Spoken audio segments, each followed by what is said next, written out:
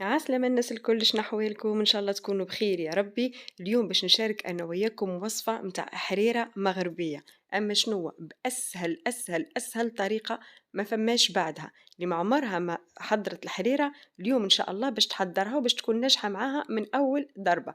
يلا اللي مازال ما اشتركش في القناة يشترك في القناة ويضغط على زر الإعجاب ونمشي نشوفوا مع بعضنا الوصفة. بالنسبة للحريرة متاعنا في المرحلة الأولى باش نستحقوا الكلافس والمعدنوس مقصوصين جويدين على الآخر مغسولين بالطبيعة. عندي راس بصل متوسط مقصوص جوست قصيته على 3.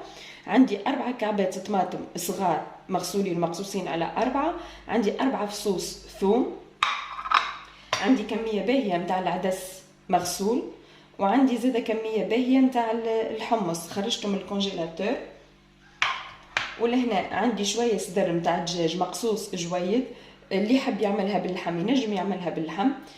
بالنسبه للتوابل عندي تابل وكرويه مغرفه، عندي الملح، عندي كركم، فلفل احمر، فلفل اكحل، سكنجبير، وعندي راس مغرفه صغيره سمن.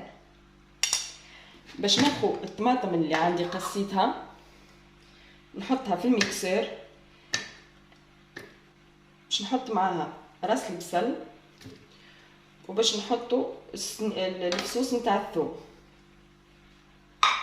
باش نزيدوهم كاس ماء وباش نرحيوهم مليح مليح في الميكسور.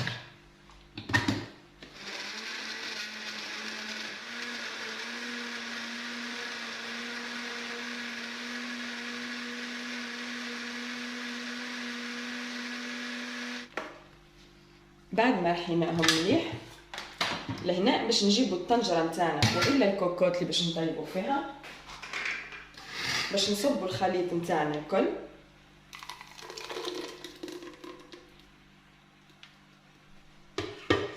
صدقوني جربوها الطريقه هذه ما اسهلش منها.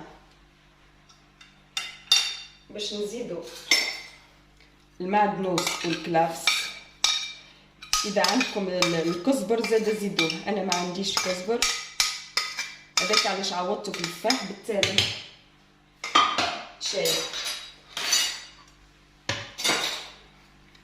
العدس والحمص الكل باش نحطوا كل شيء مع بعضه.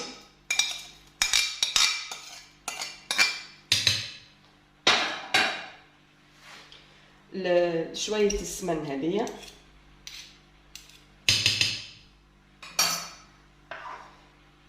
والفاحات نتاعنا الكل، وهكا صدر الدجاج. باش نزيدهم شطر كاس زيت مش برشا،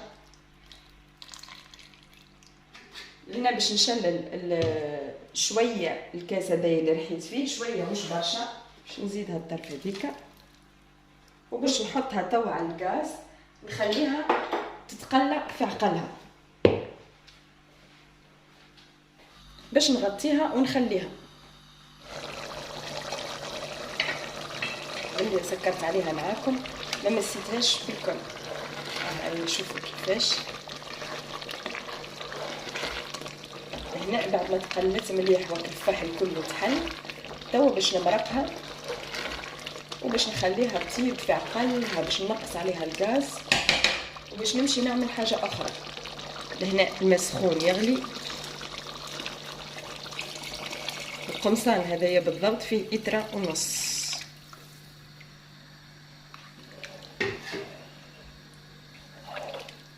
باش نزيد شويه حكايه نص لتر اخرى.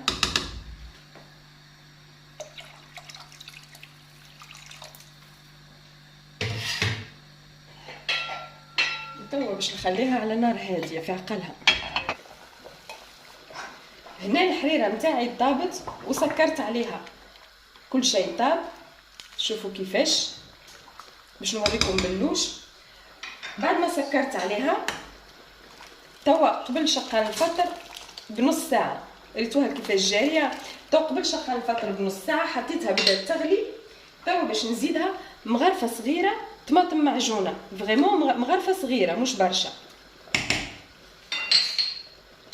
نحركها ونخليها تقريبا 5 دقائق 7 دقائق ما اكثرش، ومن بعد نقول لكم شنو باش نزيدو.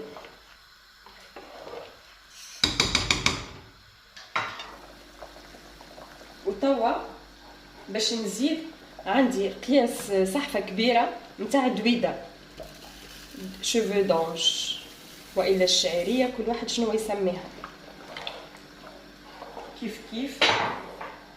كيف باش ندورها هكا باش تتحل، ونخليها 5 دقائق اخرين. وتوا جينا للمرحله الاخيره واللي هي الفارينه والماء. هنا عندي تقريبا كاس كبير فارينه، حطيت عليه 2 كيسان ونصف ماء. خليت الفارينه اللي تحلت مليح، تقريبا حضرتها قبل ما نبدا، تقريبا عندي حكايه ساعه توا باش الفارينه تتحل. لهنا شوفوا الخليط كيفاش جاء، وفرد المره باش نوريكم الحريره كيفاش لازم يكون القوام نتاعها. توا الحريره راكم تشوفوا فيها كيفاش جاريه، فيها مرقه جاريه. دونك توا باش نزيد بشويه بشويه. بسم الله. ما نحطش الخليط الكل، عيني ميزاني هكا، مانيش باش نزيد. هاي الحريره نتاعي ديجا عقادت، باش نقعد نخلط فيها لين تبدا تغلي، معناتها الفارينه طابت. هنا عندي كاس قارص تقريبا شطر كاس، عندي قارصه كبيره عصرتها باش نصبها اخر حاجه قبل ما نسكر الغاز. لاحظتوا معايا الفقاعات كيفاش بدات تغلي الحريره نتاعي، قاعدين تشاهدوا كيفاش قاعده تغلي. في المرحله هذه باش نزيد كاس القارص كامل.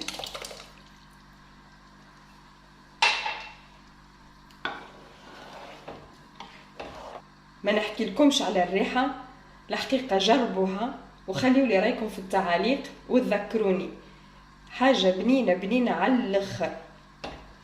ريتوا كيفاش قاعده تغلي. في المرحله هذه باش نسكر عليها وباش نحطها في السوبيره اللي باش نقدمها فيها. كانت هذه الوصفه متاعي معكم اليوم، بالحق يلزمكم تجربوها وتخليوا لي رايكم في التعاليق. نتلاقى انا وياكم ان شاء الله في فيديو قادم، نقول لكم شهيه طيبه والى اللقاء.